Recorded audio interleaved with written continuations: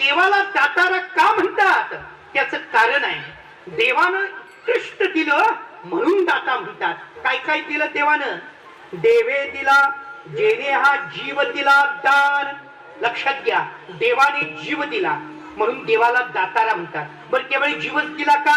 नाही, देवाने देह दिला.